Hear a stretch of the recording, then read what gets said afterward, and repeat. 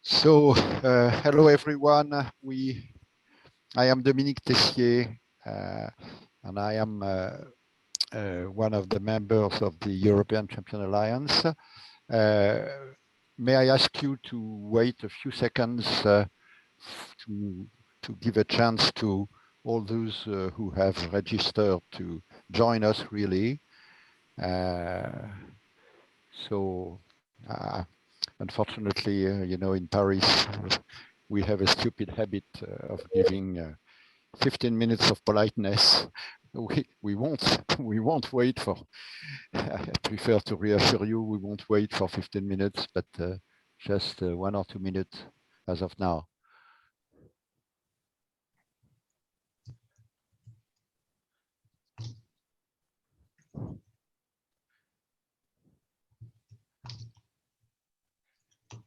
Okay.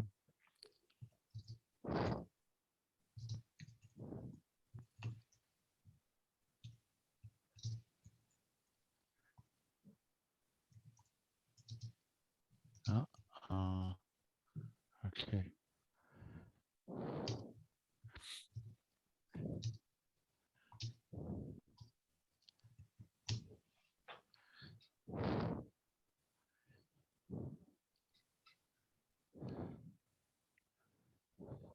Okay, 1 more minute and we start.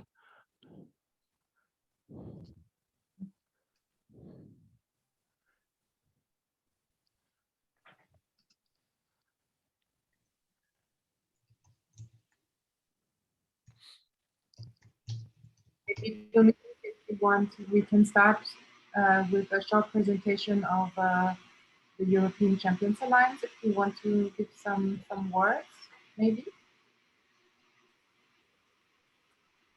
What do you think? Okay. So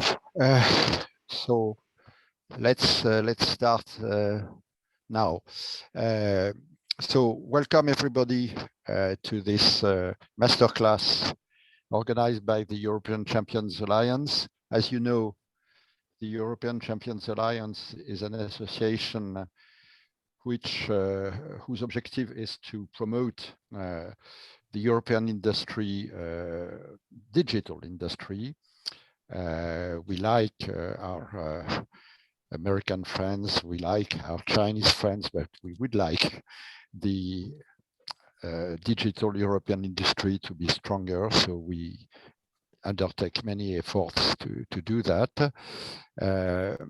Some of our members have asked for us to organize something, webinar, masterclass, so it will be a masterclass about the key technologies that will be very important during the coming years, not only in technical terms, but in terms of business model. In fact, what we would like to understand, and I will introduce our speaker in a second from now, what we would like to understand is what is going to change the business of our industries, of our companies.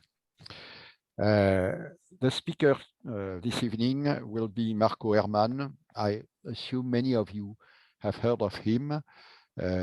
Marko is well, let me resume what he has done. It's difficult to resume in a few words because he has done many things. So he's graduated from Ecole Polytechnique, but he was not happy doing only that. So he also is a graduate of in French, Ecole Nationale Supérieure des Télécommunications, Telecom High College in France.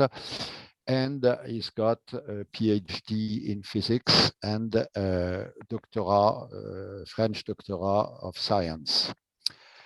In a few words, he first joined Philips more than 40 years ago. After that, he went to Alcatel, where he spent about 10 years. And he was, at the end of this 10 or more years, he was managing all the Optronics activities of Alcatel. In 2003, he joined Thales, where he has always been in research and technology responsibilities. And he has spent the last years being the chief scientist of Thales. So he's particularly, up to date and accurate about how the technologies are changing and how they will change, because we have more or less a knowledge of how they are changing now. It's more difficult to know how they will change in the coming years. So what I suggest is we will have his lecture, and after that we will have questions. It would be useful if you have questions that you put them on the chat, and we have someone, we have Emma, you can see on the video, who will pick up the questions on the chat. So Marko, the floor is yours. Thank you, Dominique, for this introduction. Good evening, everybody. I'm glad to see so many names on my screen. As Dominique told you, I will try to share with you some thought about what are the things important for the years to come in technology and their impact to the economy, companies, and the society as well. And to be honest, there are a number of things that are going on. So given the fact that the lecture will be 20 minutes, maybe a little bit more, but not too long, because the beauty should be in the questions that we will receive afterwards. I will not talk of everything you can ask them in the questions, because the things that are important are all the digital technologies, from data security, IoT, and so on. But I will really focus with some elements on the trend that is here, but it will continue in the years to come to evolve, which is artificial intelligence, AI. And then I will try to demystify and give you the business sense of what all these quantum discussions are all about, and answer your question whether it may concern you, whether this is a technology for tomorrow or for never, which you will see is not the case. So, and then please free to go outside the scope of I will tell you for the questions. If I don't know, of course, I will tell you. But so let's start with the AI. Usually, many people define the AI first by the technology. I will talk about technology, but I would like to start with rather what it does rather than what it is as a technology. And really what AI does is some functions like recognizing, identifying, predicting, optimizing, recommending, make a decision, or act.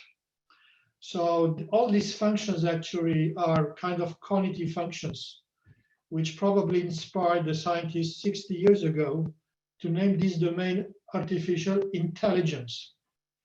Honestly, the word intelligence is misleading, because this is very, very far from what the human brain is capable of doing in many respects. But since everybody called this artificial intelligence, let's do it this way. But these are the functions that AI is doing. Now, most of the people, maybe some of you as well, in a way, narrow down the artificial intelligence to the combination of data, big data, and kind of machine learning, artificial and intelligence based on neural networks or deep learning, which is something that is very popular, something very much developed by the GAFA, even though this approach is also very old. It's old 60 years as well.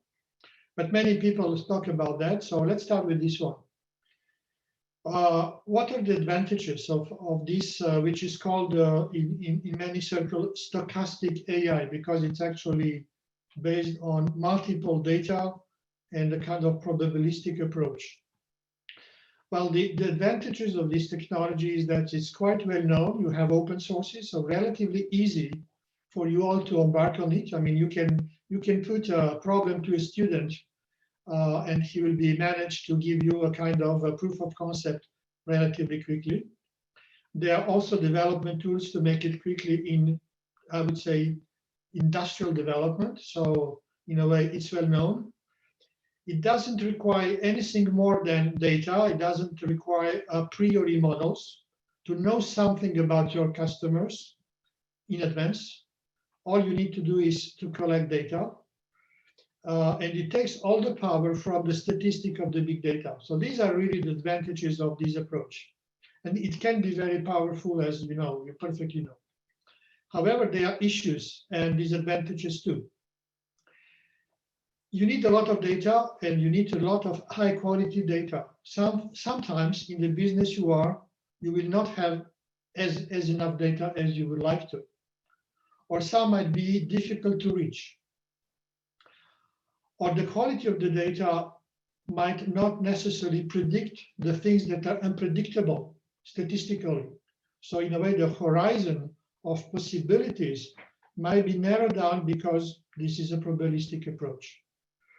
The other characteristic of the artificial intelligence based on data is it's quite power consuming. It's more power consuming during the learning phase, but still it remains power consuming. So you know that the kind of carbon impact of the digital is under scrutiny, and artificial intelligence is not to be neglected. In particular, this branch of artificial intelligence I'm just commenting. There might be cyber attacks that are specifically linked to the neural networks. There'll be a lot of work on that. You can actually produce false data that will conduct the AI to give you a wrong result, but actually the result you want. So this is a kind of very specific cyber attack to the artificial intelligence of this sort. But the main problem that actually may cause the problem for you, depending on the business sector you want to be active, is the problem of confidence. The confidence of this sort of data is, again, probabilistic. Some businesses, for some businesses, this is good enough. Many things that you use as a consumer, in consumer world, this is good enough. But if you want to have a provable confidence, if you want that the artificial intelligence explicitly explain you why a certain recommendation is done, or even if you want to certify it, which in many fields you need certification, then this kind of artificial intelligence today fail. So again, it all depends on what is your status of business in the beginning, and what is your access to data or not. Now, the story doesn't end here. Let's maybe give some words on the business model that are usually seen with this kind of AI. Historically, publicity was, really what is the power of most of the applications you see on the web.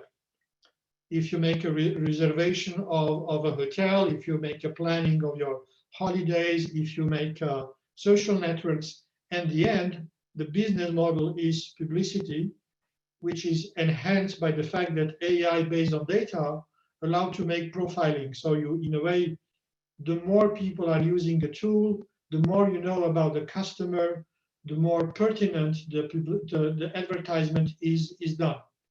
And you know, I guess perfectly, that the advertisement captured by the giant of IT represent a significant part of the world market.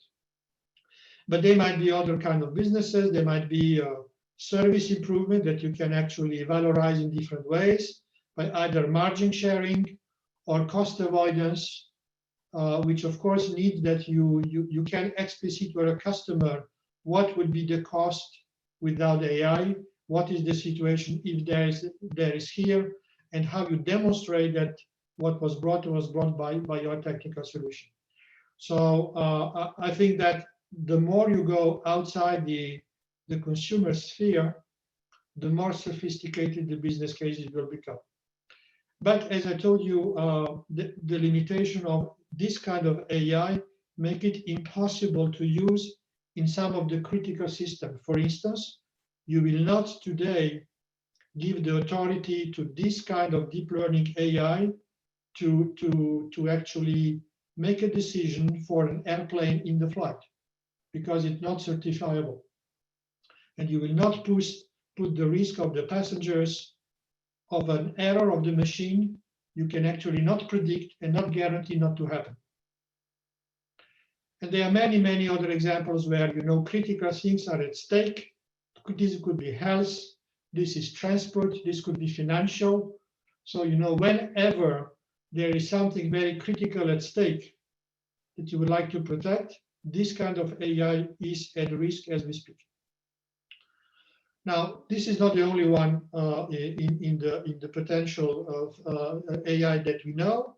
There is a second family of AI which is based on knowledge, on models, and the models. What are the models? This could be physical models. You know, the Perseverance rover that land on Mars. The navigation is done on physics, which is automating the navigation, which is a kind of AI, but rather based on physics than on raw data. The raw data have been only used for landing. So it could be physical law, it could be formal schemes that are produced by humanity, like a legal system. A legal system is a formal system in which you can navigate.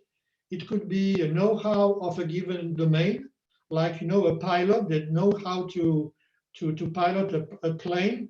Actually, he has a knowledge. He knows what to do in a given situation. So these are very special type of data. This is knowledge. This could be semantic and so forth and so forth. In some way, the knowledge is a summary of past data. People that discover what the gravity is, they have collected a lot of data. But once you have the mathematical formula, you don't need any more data.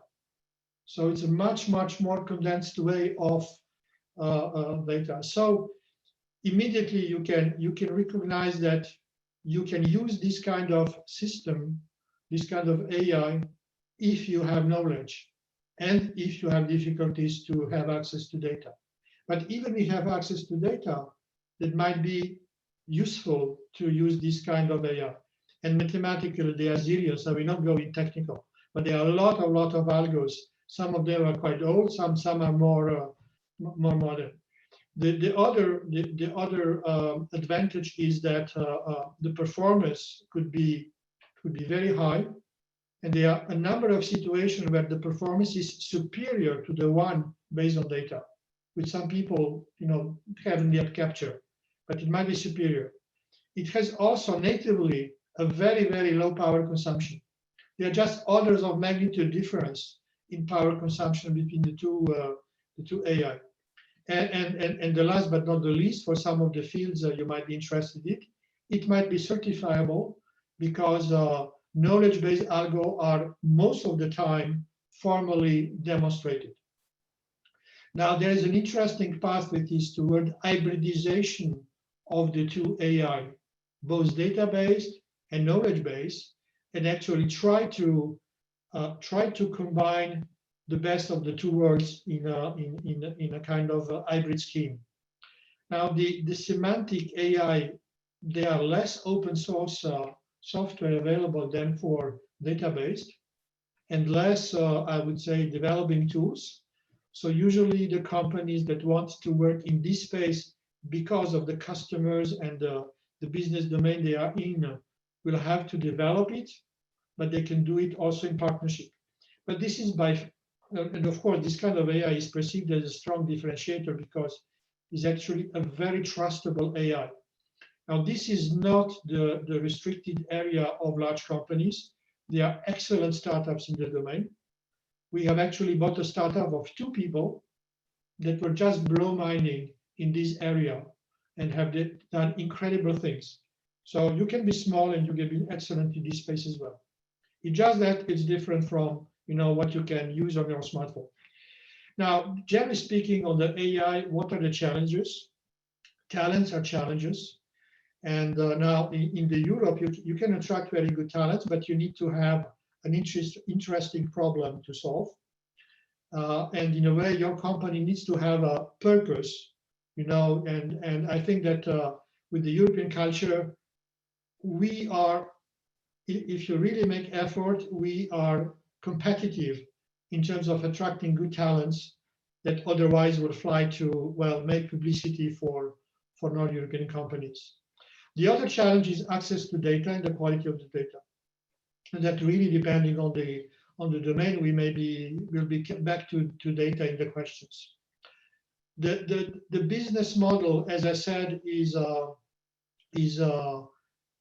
escaping more and more from the traditional one that is so powerful in the consumer market, because now if you are, let's say, if you are a transport operator, let's say if you make a solution for transport operator, well, you will not operate the train by putting advertisement on the train. It will not really solve your problem, but you can actually increase the flux of the passenger, so your operational performance will be stronger.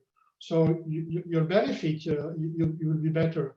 If you are an energy distributor, optimizing the grid structure for distributing energy will also have operational performance. So in most of the business model, if you go beyond the consumer market, the advantages will be kind of in your core market, which will become more competitive, which will have better performance, so it will have a kind of business differentiator vis-a-vis of your competitor.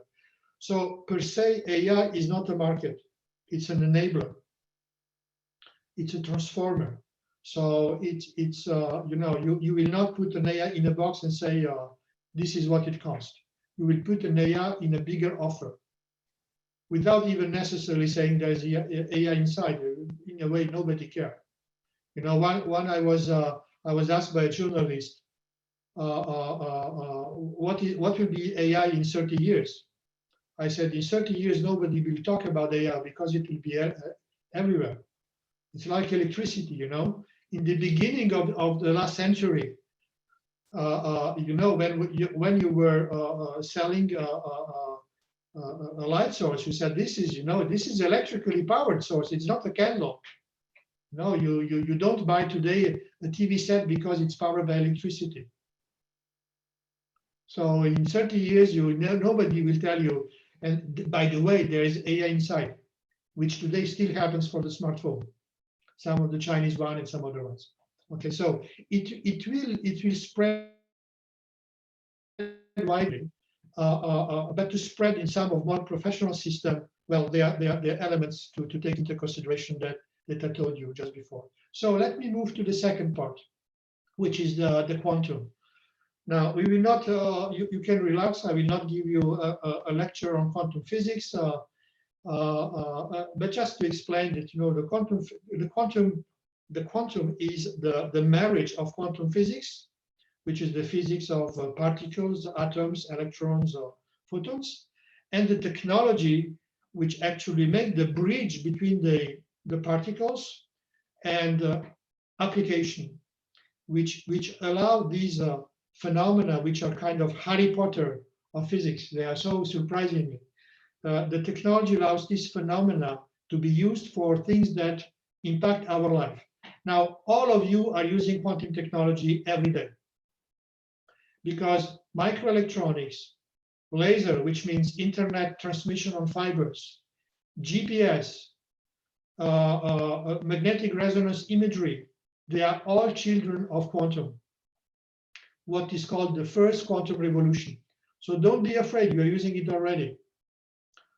The second quantum revolution, which is what, you know, really make people discussing a lot this time, is actually using different kind of phenomena that do exist in the particle, which were difficult to use, to access, even to observe until recently, and that actually allows to imagine very different things that will be as revolutionary as, you know, microelectronics, laser, and the other stuff that I mentioned you already have been. So these are the application of the, let's say, second wave are quantum sensors, quantum communication, and quantum computers. So let's only focus on the quantum computers that could be of interest for you. There are two kind of computers people are discussing. The first is a kind of preliminary stage of computer, which are called NISQ, a noisy intermediate scale quantum, which actually can solve a given set of problems, but a limited one, mostly optimization. If you have things to optimize that are complex to be optimized in the classical computers, the NISQ computers can do it. Some of them are already commercial. So this is not about future, it's already there, but some is really, I would say, few in the English term, 2 or 3. And in years to come, the number of NISQ computer will drastically augment. Now, the generalized quantum computer is a computer that solves, I would say, all kind of mathematical problems, which these ones do not yet exist. They are in development by the large companies, but also a few startups. We have a wonderful startup in quantum computers in French, which is called Pascal, which actually is in the race with the biggest guys in town in terms of how many qubits they are doing. They're doing more qubits than Google. So you have these few kilometers from where we are here, you have a jewel, which is comparable to the US. So it's accessible to startups. So this is developed. I mean, when these will become commercially available, it could be everything from two years from now to 10, 15 years. But my belief is that 5 years from now, we will have first example of these machines. Now, these machines, as I said, they will solve mathematical problems that can take forever with today high-power computers, HPCs. What are these kind of problems? Just give you one example because there are many. But people that would like to simulate a protein, which is a combination of about 1,000, 2,000 atoms, and predict what kind of properties this protein will have with classical computer, that would take billions of years. It's impossible, strictly impossible. So nobody today is doing a bioengineering, starting from the atoms to go to the molecules, which of course everybody is dreaming about in pharmacology and also material science and so forth. Quantum computer will be able to do this in hours or maybe less if they are powerful. So the applications are very impacting. Now, there is a third type of things that do exist already. That's worth to know. A quantum computer emulators. These are classical silicon-based HPCs, but that actually emulate what a quantum computer will do. They, of course, do not have the power of the quantum computer, but that allow you to test algorithms that are adaptable for programming a quantum computer, because software development on quantum computer is radically different from what we are used on our silicon-based computers, which actually are using Boolean logic. So it's a good practice to learn already today how to use this computer for when they will appear. And you have offers on the cloud. You can buy an emulator, and the companies that are doing this, both cloud and emulators, IBM, Google, and Atos in France, which actually have offers already that you can actually start playing with the computer. Now, there is one problem, and this will be the end of my minutes, I guess. There is one problem that the computers will do, which is embarrassing, which is in the field of cybersecurity. You might know or not, but ciphering, cybersecurity is actually based on mathematical problems which takes a very, very long time to be solved by classical computers, like prime number decomposition. You know, if you have a number that is big with 1,000 digits, making the prime number decomposition, even though there are different algos, that take forever. It can take thousands of years of computing power or millions of years. If you add numbers, it goes exponentially up, and there is no way for classical computer to decipher this kind of algos. The problem is that for most of the mathematical problems we are using today in public key distribution, ciphering of different kind of documents or transmission, this algo will be cracked because the mathematical problem that is behind will be solved by quantum computer in minutes. So if you have a document today that is encrypted with today's algos, and you would like to keep it secret for 10 years to come, if a quantum computer appears in 5 years from now, you are in trouble, because your document will be read in 5 years. But that's the same for your passport, because it's encoded with classical crypto. So the problem how to protect from this threat of quantum computing is now. This is not for the time they will appear, it is now. And the crypto that are resistant to the quantum computer are called post-quantum cryptology. They are not based on quantum physics, they are based on mathematics, but they are based on mathematical problem that even a quantum computer cannot solve quickly. Now, the good news is that we know already tens and tens of quantum resistant algorithms and mathematical problems. There is a worldwide competition organized by NIST, which is a North American standardization body. By the way, Thales is one of the 2 finalists for the algo that is the quantum resistant in the final. The standard will be defined by the end of this year or next year, and immediately short time afterwards, implementable solution for the quantum resistant encryption and standardized will be offered. But in the meantime, if you are very schizophrenic and you would like to protect your data by the algo that is quantum resistant, even though it is not exactly the algo that will be standardized, they are already commercial offer.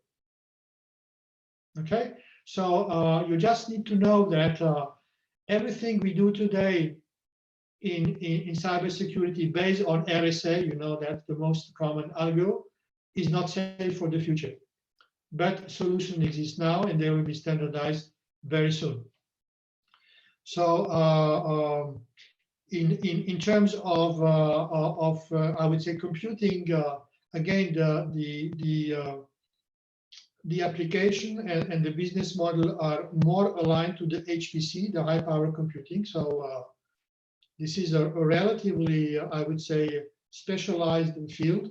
Quantum computing will not replace the computers we are just using now for video conferencing, for making spreadsheets and things like that.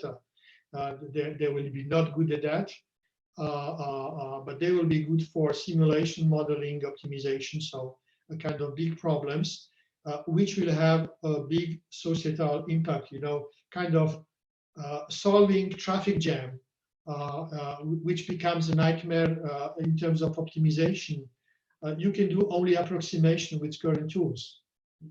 You could solve it much better with quantum computing in the future, for instance.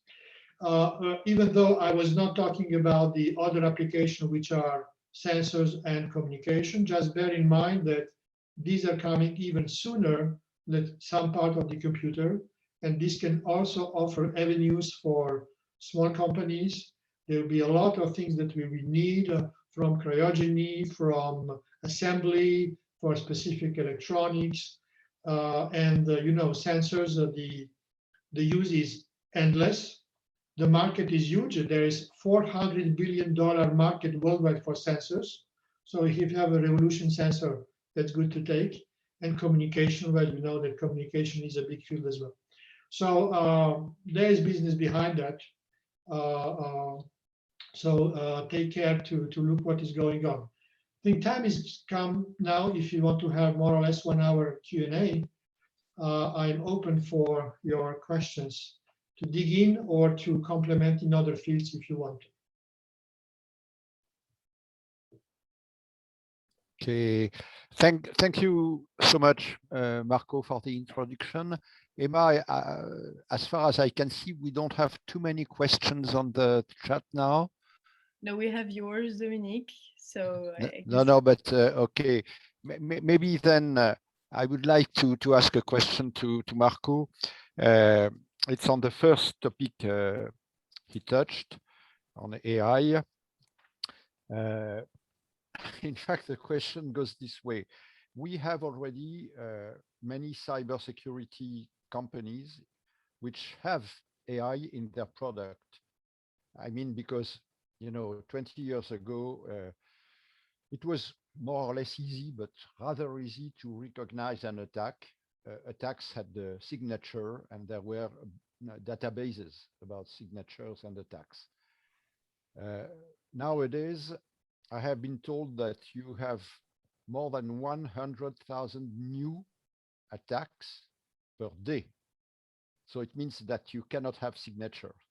Or when you have them, it's much too late. It's the problem which is named zero-day protection. You want to be protected against attacks that have been just born. And companies are using AI to detect, no, it's no more signatures, it's to detect abnormal behaviors. No. But on the other hand, I've been told that cyber criminals want to use AI as well to deceive the defenders. That is they could use AI to recognize, to try to make a pattern of the behavior of the defender and then to deceive him or her. So who will win the match? Is it an endless match with victories and defeats? Yeah, I do capture the question, Dominique. This is an excellent question, of course. I'm afraid that the battle is endless indeed. I mean, the things will readapt in time. It is also true that we see an increasing number of cyber attacks. Just during the COVID, the number of cyber attacks have been multiplied by 3 in 1 year, by 3. 50% of the sites that are linked to the COVID information are actually hidden Trojan horses to enter your system. So the other trend that we see is that the cyber attackers, I mean, it all started with the student, which was kind of gaming, proving that how good they are in the system. It then moved to more criminals. And now this is a matter of institutions, and many of them being backed by states. So it's becoming a kind of economical and geostrategic war.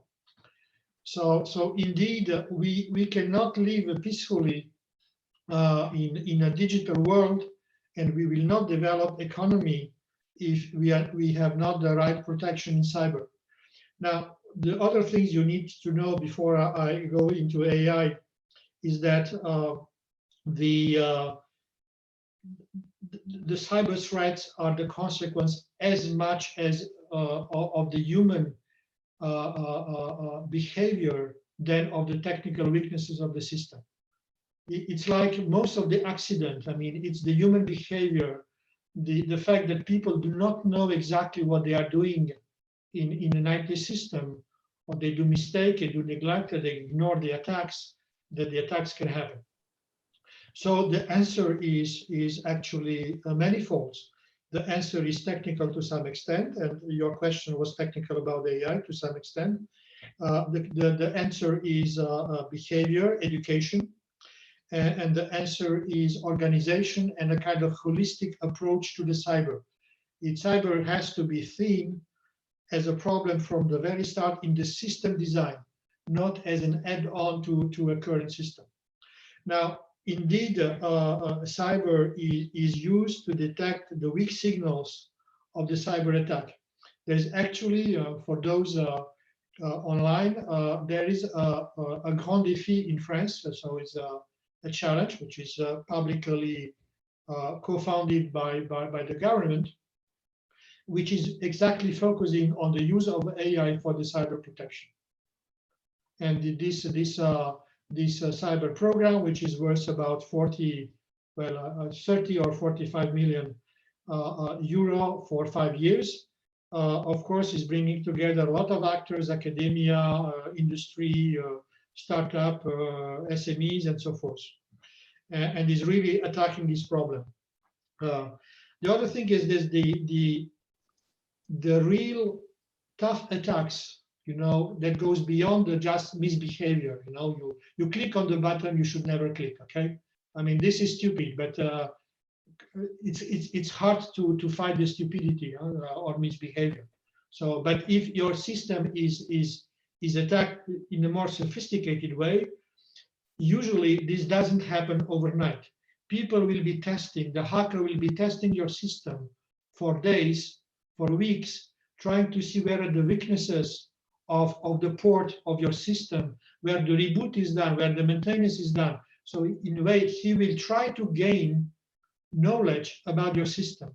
Now, if you equally monitor the attacks without interrupting them, so to see all these behavior which is abnormal weeks before the attack, then you have a much better chance to prevent the attack.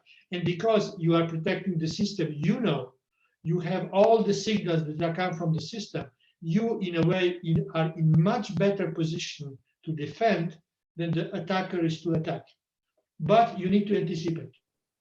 So you need to have a kind of cyber protection operations that will monitor all of this. Not just wait that you are attacked and then cry and try to restore. This is too late. Of course, things happen that time as well. So I believe that in the race, you should first avoid that they are just, misfunctioning or misbehavior done. Put the human factor as much away as possible. And then system-wise, thinking holistically, security by design, and anticipate thanks to the AI, and this could be very strong. And again, we have used other algos for doing that are not based on deep learning. We have used genetic algorithms that have proven very strong on this one. Let me stop with these because there are other questions maybe to take into account. Right. So the next question would be, what's your opinion on the future of technologies like blockchain and AR, VR? Okay, well, AR, VR, I think this will probably booming with the spread of the 5G. I mean, we'll have important elements like latency and bitrate that will be available, connectivity. So there are great opportunities. It doesn't stop with gaming, which of course is something wonderful, but remote maintenance, remote operation, surgery, all these things will profit. And I believe there is a strong use case for the usage of this technology. And the application scheme is really what matters. I believe that techno providers in solution will be numerous. I mean, not everybody needs to do this in-house, but application-wise, this is a fit for everybody. Blockchain is an interesting application as well. It's not, in my view, it's not a universal answer for the security. It does help for the traceability. It does help for a certain number of problems. It has the problems, which is the speed and the power consumption, even though progress are done in all of these schemes. But basically, essentially, this is a consensus mechanism. It's like in the games, on the TV shows, which is called in France le vote du public. When the public is asked to vote, and you assume the majority has the right answer, And this is what blockchain does. Majority proves that the answer is right, which is nice. This is good. Now, in some of the blockchain system, the majority of the miners is in China. Well, then you decide whether you trust for everything or not. So I would say it's a really important technology, like for instance, health, traceability of the goods, market-wise, to give confidence, the origin, where it was. So traceability, I think, is one really good case study. There are startup working on that as well. We need to work to make it less power consuming. Now, less power consuming sometimes means less miners, but less miners is less solidity in the basic algo. So there's a trade-off. In my view, that does not discard the other routes of cyber. It's not a replacement. It's another option we have. Thank you very much. Next question from Sophia was, she was wondering how you would evaluate Thales's role in emerging technologies. Sorry. The role of Thales in emerging technologies. Oh, well, I didn't know this was about Thales session, but well, let me say we are really fond of technologies. We have 33,000 people in research and development, 33,000. This is, even in a worldwide scheme, one of the largest group in R&D. Actually, 40% of our staff is in R&D. These are ratio of startups, not of a large company. Now, reason why we are so fun about technology is because we do very complex systems. We go to space, we go below sea level, we go on land, we do critical systems for 5 verticals, so there are solid reasons. We have been investing on AI for 30 years. In 1989, we have launched the first strategic program on artificial intelligence. Well, many groups did actually. The difference between us and some other is that after these, let's say the activities in the 90s, beginning of the 90s, the AI did not deliver all of the promises that people put behind the name. So we enter into the winter period of AI. We never stop this activity. We continue to push. And we have, I would say, the symbolic AI, it's commercially implemented in some of our system for a long time. Because discovering that the machine can be better in some function than human, we know it for a long time. It's not, it's not face recognition that is proving that this is known. So equally, quantum, we are investing for at least 20 years. So in a way, we are tracking the breakthrough technologies in advance, because most of the time, breakthrough technologies are linked to sovereignty. And sovereignty is something that really matters for our customer. So we are, for this technology, we always look at partner and do something internally. Sometimes everything internally, sometimes a lot in partnership. But rarely we wait for the technology to become commercially available, because then it's much too late. Okay, so from Philippe, we have a question. Do you foresee any technology or path to raise cybersecurity awareness of small companies? Well, I think it's about information sharing. There is a lot of, different levels of, I wouldn't say a training session, because I believe they are very competent people, of course, I'm talking to. But there are different reports issued every year. We are publishing one cybersecurity survey every year, which is available to everybody, which reports all of the threats, the software threats, the companies, the sites, gives a kind of visibility, educational visibility on what is going on. I think that also not everybody will have the power to address the cyber solution internally on its own forces. So you need to find a partner or a supplier.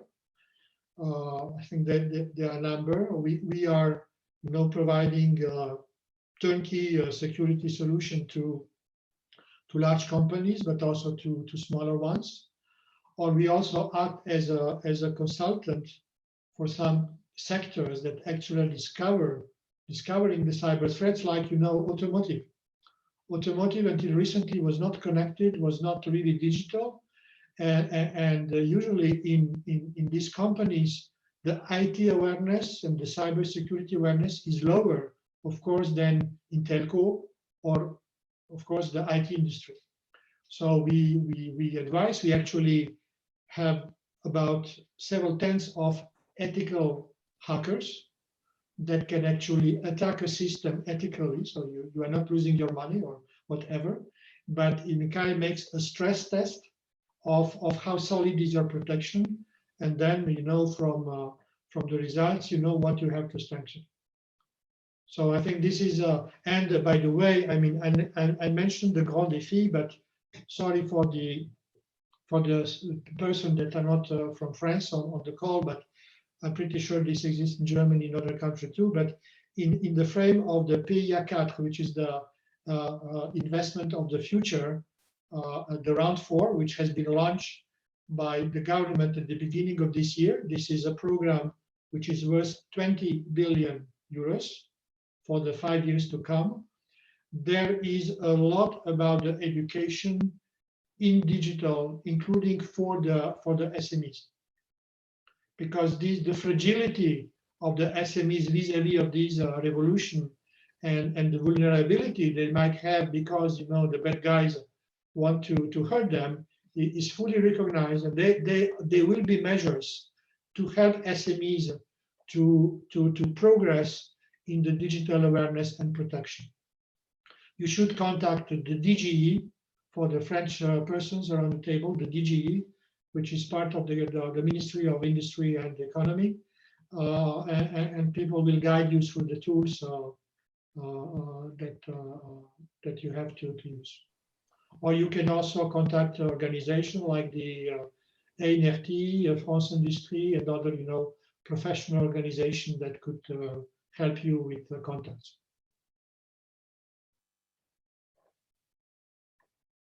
Okay. Thank you very much. So next question from Andrea. She asked, how would you evaluate the state of the art in Europe on those new technologies? Are we leading or lagging behind? On which technologies can we be leading? Okay, yeah, that's an interesting question. I mean, everybody knows that unfortunately Europe is a kind of squeezed between the Asia part, which Chinese dominated, but there's also Korea and Japan, and North America. There's not only US, there's also Canada and so forth. Squeeze economically. I'm not talking about any other things for the time being. On the same time, I mean, Europe is a bigger market than the other ones. We have the largest market, so but we act in a way separately with different agendas. So we probably, for the time being, deserve where we are now.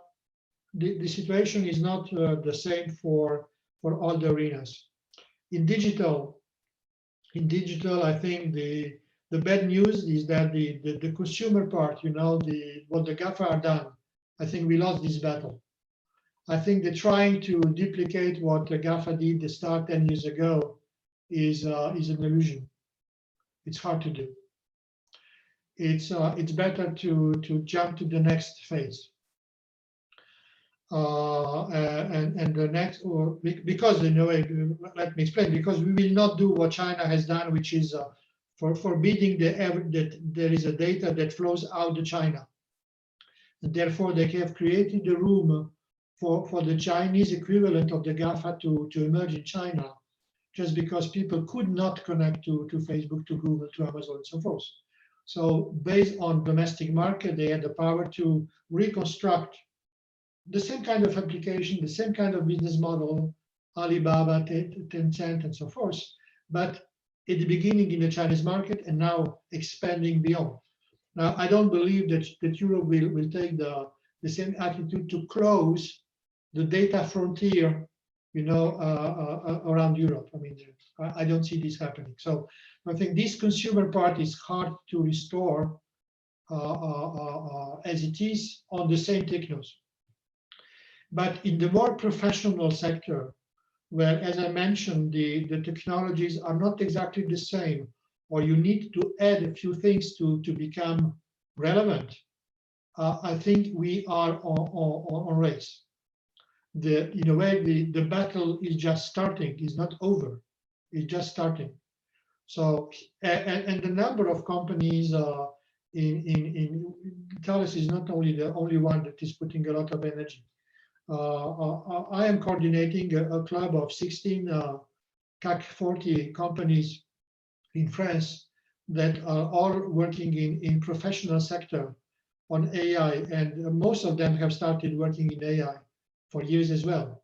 And there are thousands of people working on AI in French industries, which people usually neglect the fact that the French industry is working on AI because there's a lab of some US company that opens nearby, and then all the spot comes to the lab. But I mean, sometimes a few kilometers away, you have a French lab, which is here for decades, that people ignore.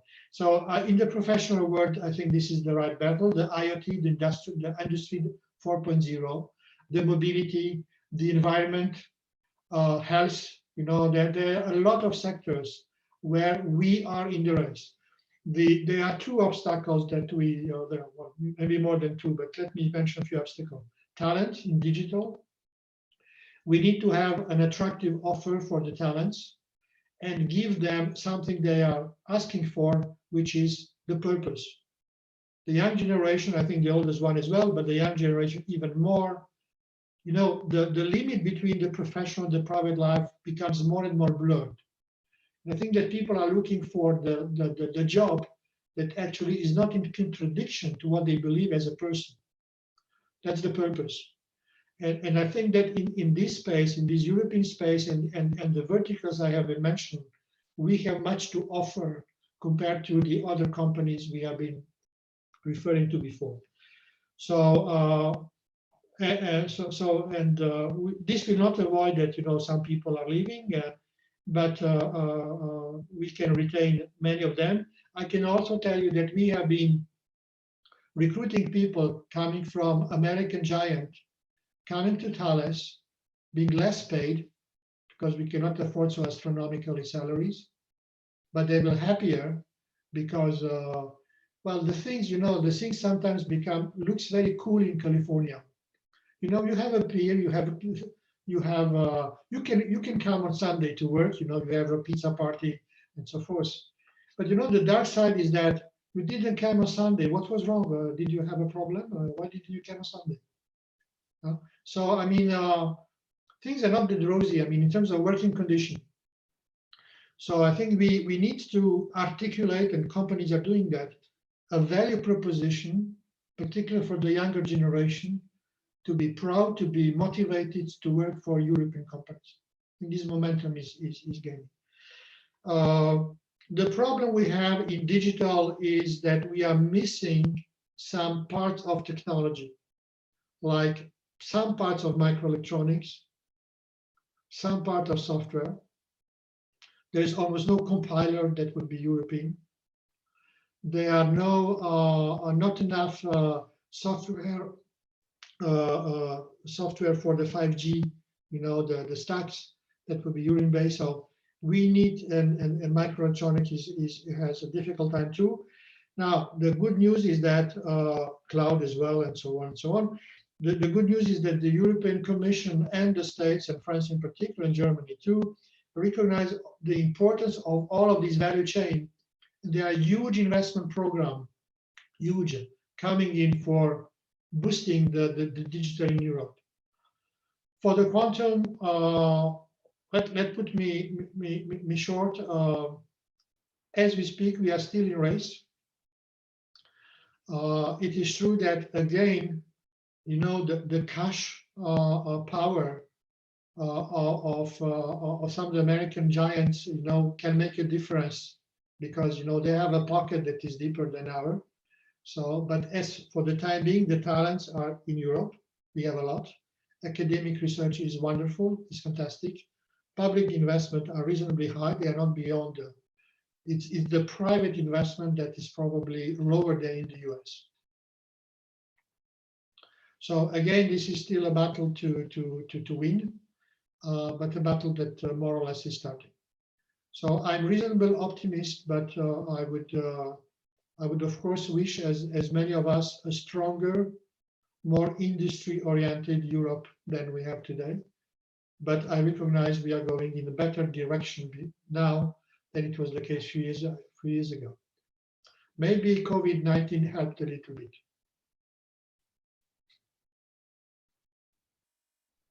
Okay, so another question would be why, like China, wouldn't we limit the access of US GAFAM to Europeans' data? I don't believe that closing the border is the way to go. You know, I was talking last time about the sovereignty. Sovereignty is not autarky. Is not living alone. I mean, you need others. You need also Americans. Maybe well, we need also Chinese in pandemic. I mean, we have been missing desperately. Is an illusion that, you know, we will do everything in Europe. So I think that cooperation is not something that has to be excluded. What we need to do is reciprocity. We should invite our American colleagues and US colleagues, you know, that the things are equal both ways. On the data, which there was a lot of discussion about the cloud and, you know, the kind of monopoly in a way that American companies are doing in this space. You might have heard about the Gaia Initiative. Gaia Initiative is a European initiative that essentially is trying to define the interoperability and the standards that would respect the European interest and the European vision of the cloud provider, and that will be imposed to everybody, including to the US and Chinese one. So it will not exclude them from the market, but the regulation will apply to all. There are conditions such as reversibility. Today, when you put your data and your services to a given cloud, it's very difficult to change to another one. You are abided by a lot of conditions. So once you are in, you are kind of trapped. So what the European Commission and the Gaia Initiative would like to do is that there is much more transparency, reversibility, and you can actually you can start with Amazon if you want to, but you will go to OVH, which is a European solution later on if you want to, or vice versa.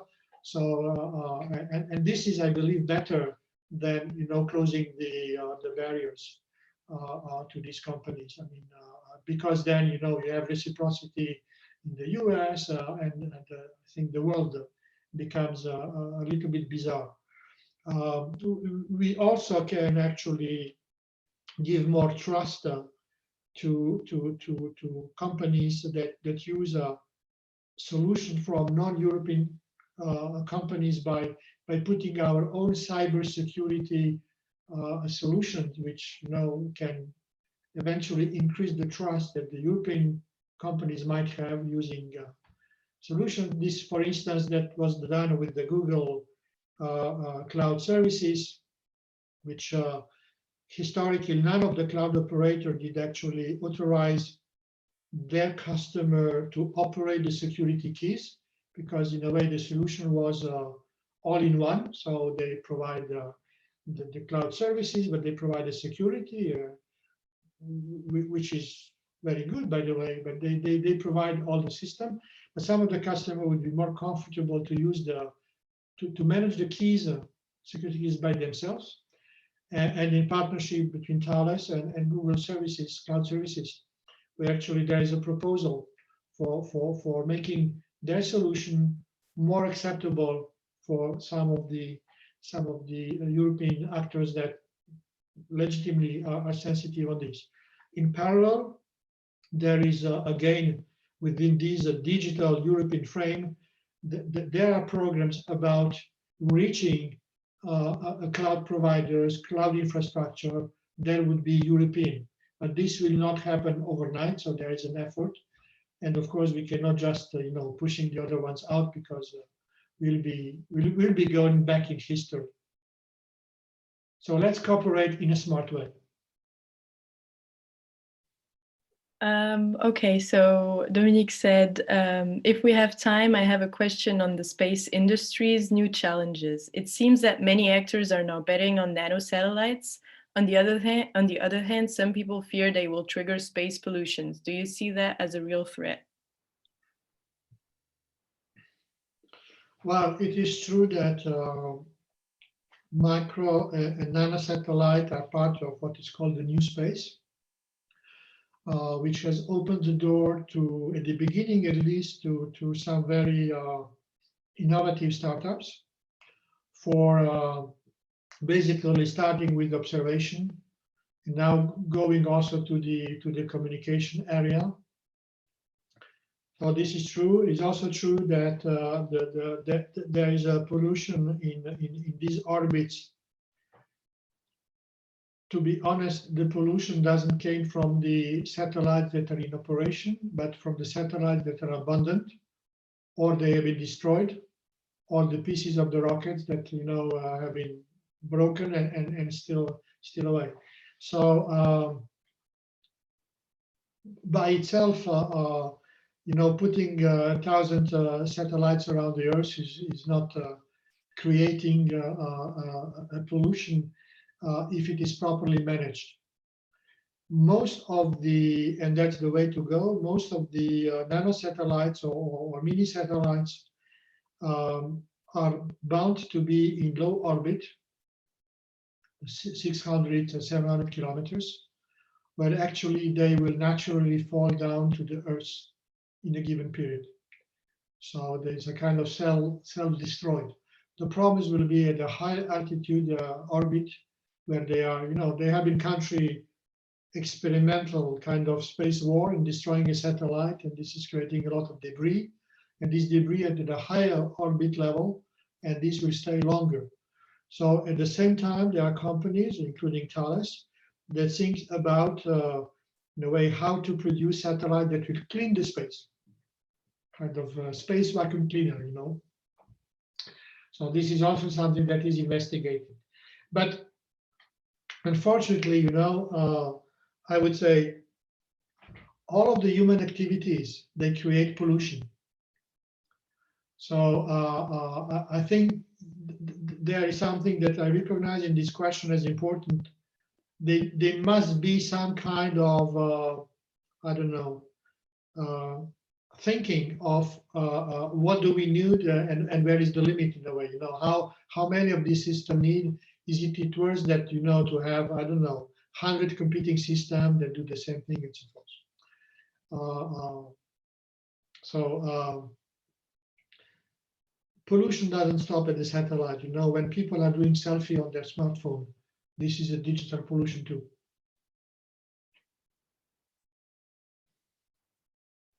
Thank you. Digital today, that's about 4% of the carbon dioxide world production. So in which satellite is almost zero. It's really other things that really matter so far. Okay. So a question from Olga. In healthcare, the pricing of the products is much higher in the US. Do you believe that when it comes to other industries, is pricing in Europe also much lower? And would pricing of products in Europe, in your opinion, impact the limitation of innovations that happen in Europe? Honestly, I'm not sure I have all the right answer to this, because healthcare is, in the drug industry is not something that really is my strong point. I believe, when the drugs becomes generic, the prices drops, whether they are produced in European factories, which they are, or whether they are produced in India. So, and when they are not generic, it's obviously that companies that invest in billions of dollars or euros in innovation, in a way, they need to restore their cash flow, and at the beginning the prices are strong. I mean, the debate, which is about the ARN messenger vaccine and the patents, is it's a clear illustration of what I'm talking. I have no evidence that for the same products Europe will be cheaper than US. I mean, workforce is a little bit more expensive in the US than in Europe, but they are not orders of magnitude. And by the way, European countries, there are bigger differences in the European countries between them, I don't know, Portugal, France, Germany, and others. Then you will see a span of differences, and the US. So I think, Marko, the question of going more outside of healthcare. So if the pricing in Europe is also much lower in other industries, what would be the impact or the limitations that we have on innovation that happens in Europe due to lower prices?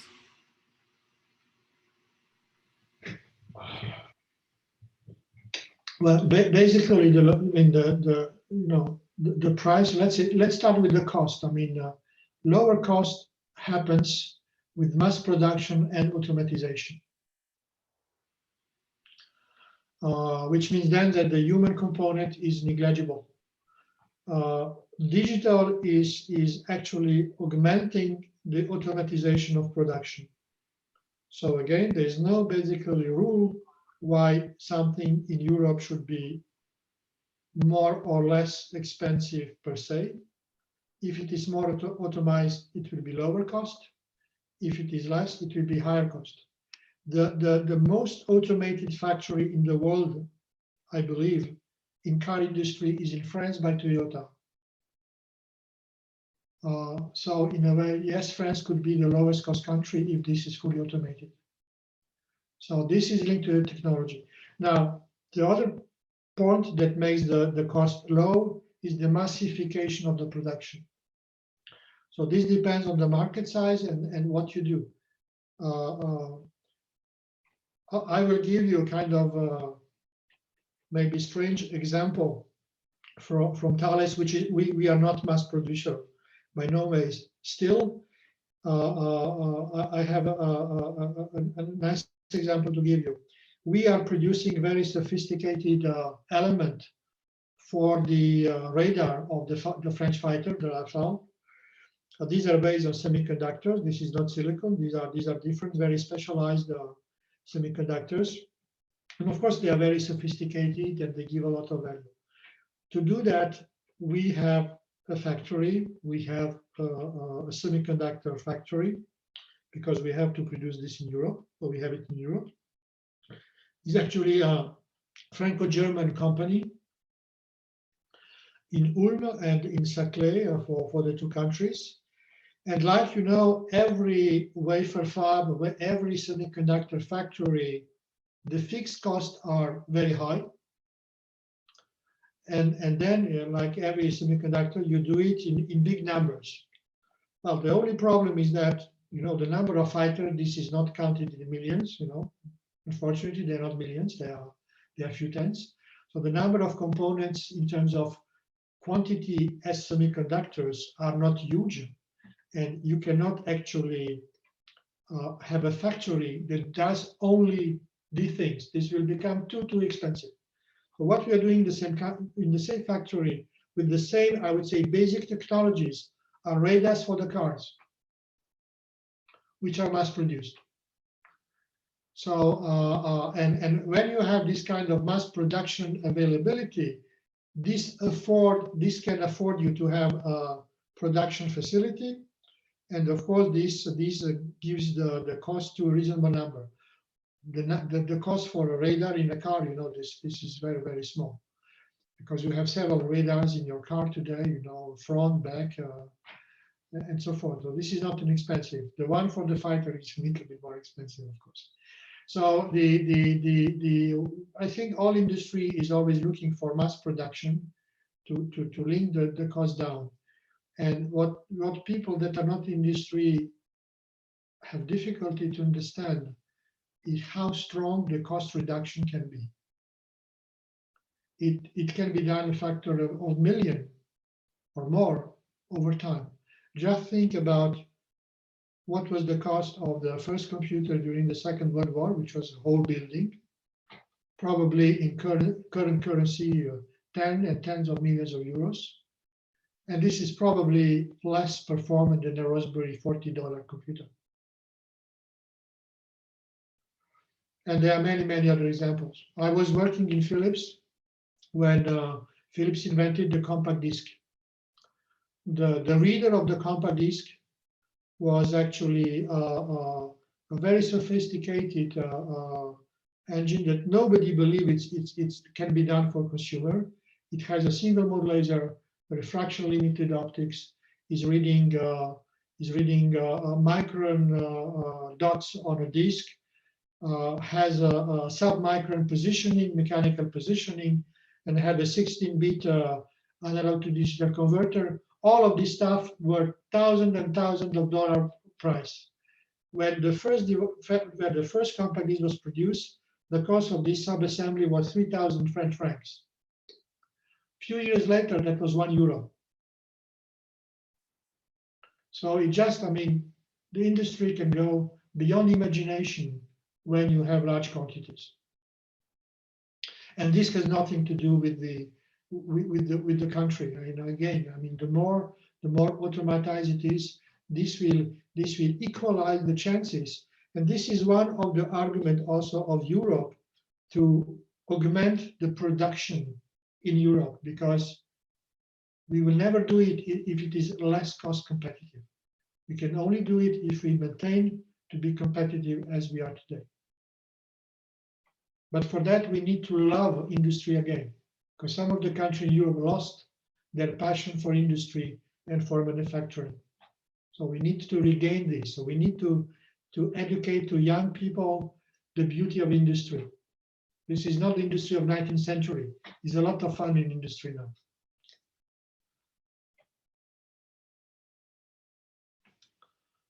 Okay, what's next? Okay, from Anne-Sophie, generally speaking, isn't the problem that European companies aren't collaborating enough or integrated enough? How can we better together?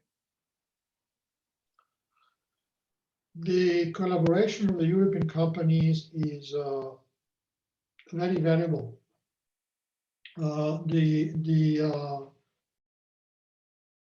The innovation ecosystem have been strengthened in Europe and in France particularly considerably over past 10, 20 years. You know, like the competitiveness cluster in France, which are linking academia, SMEs, industry, have put a lot of collaboration in place that were kind of unthinkable in the past. Let me give you again the example I know most, which is Thales. We are strongly cooperating in three directions: academia, startups, and customer. Academia, we do it for 30, 40 years. We have a lot of strategic cooperation. We have 200 PhDs every year. They pass their PhD in the company. Just by CNRS, which is one of the French actors, we have a strategic frame of agreement for now 35 years. There have been 1,000 PhDs done in cooperation with CNRS, 200 projects, 140 common patents that have been done. So, and I mean, these kind of examples, there are many, and they exist in the US, in Canada, in Germany, Italy. I mean, back again to the openness. It's not only focused in France, is done in all countries. Why we do that? Because the very basic, even though we have 33,000 people in-house, there are more people outside. and everybody has a brain. So you would be stupid not to talk to other people that have good brains too. And of course, there's a lot of fundamental research and potential future breakthrough coming on in academia. So we need to talk to them. So that's clear. Cooperation with startups is more recent and now in place for about 10 years. So it's not now, it's 10 years already. The reason to cooperate with the startups is twofold. Its place of innovation, both technical but also business model. And it's good to know them. But secondly, they might be a competitor of ours the day before, the day after, because like Tesla, has Tesla and SpaceX. I mean, it was a startup in the beginning. It's a very respectable industry now. So you need to be close to. To make it short, we have a network of startups we work with. It's about 1,200 startups you're working with. We have incubators that we lead. There is one in Paris on cybersecurity. There is one in Montreal in Canada about artificial intelligence. And we participate to other accelerators and incubators like Starburst, which is a worldwide but French originally incubator in the space of aerospace and defense. It's a huge accelerator, or we have some others in other countries. So, and we have also investment fund internal where we can invest if this is the way to go. But we prefer to have more a partnership than investment because the idea is not to absorb startups. This is it happens very rarely, but we need to have an ecosystem that is rich. And by the way, I mean, the maturity of the French industry in this space is probably not at the level of the US, but again is improving very much. In the CAC 40, I know a lot of my friends that have similar programs on the verge. The problem we have with the startups in the Europe and France is the scaling up, the investment when it comes to to the 50 to 100 million investment, which actually goes from a startup to SME and then an intermediate size company. This money is the levels we have in Europe are in percentage much lower than in the US, and even between France, they are lower in France than in Germany. And so we are usually this is not the industry that make this money. It's more family offices, banking, professional leases. So these, I would say, this ecosystem of venture money is at the lower level. Again, this is recognized, and I think there are many initiatives, but this is never happening overnight. So this is for partnership, but we do partner with the industry, between industry. I'm a profound believer that industry can and should cooperate within them. We have recently created a common lab on AI with Total and EDF. They are not at all in our business segment. But I believe, and they believe, that we have common problems to solve. And we are neighbors. We have our main labs 100, 200 meters away. Why not taking coffee together and maybe more, putting people together? And this is what we did. And this is one example. So we are also cooperating with our suppliers. We are cooperating with Microsoft. We are cooperating with Cisco. So also US to bundle solutions and so forth. So I think cooperation might be multifold. I think that we should. I prefer to see the positive element, which is raising awareness of all of my colleagues in industry to make it even stronger than just stopping the analysis by the fact, well, we are investing this and this less than the US or some other countries. We are in a good track, but we should continue. Okay. I have seen that we still have one or two questions, but we are also running out of time. So it's It's my. Try answer by a sentence or two.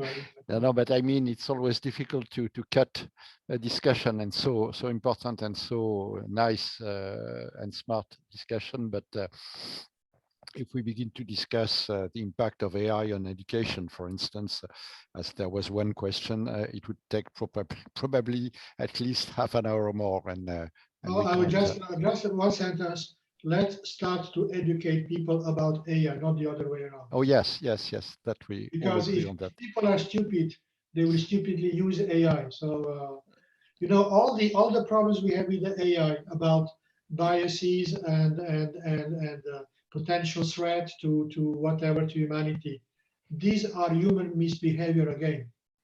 It's not technology. Technology have no sense of being bad or good or misbehave. It's the way people understand it. So I think that being more digital, there's a really responsibility to teach technology, science, and digital to everybody, not only those that will be technical. Everybody needs to share a common background.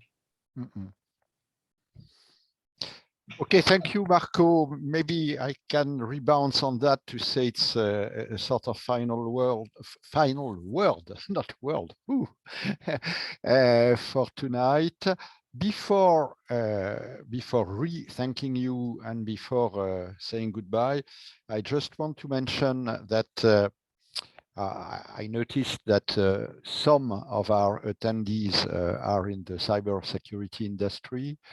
And we have touched this question a lot this evening.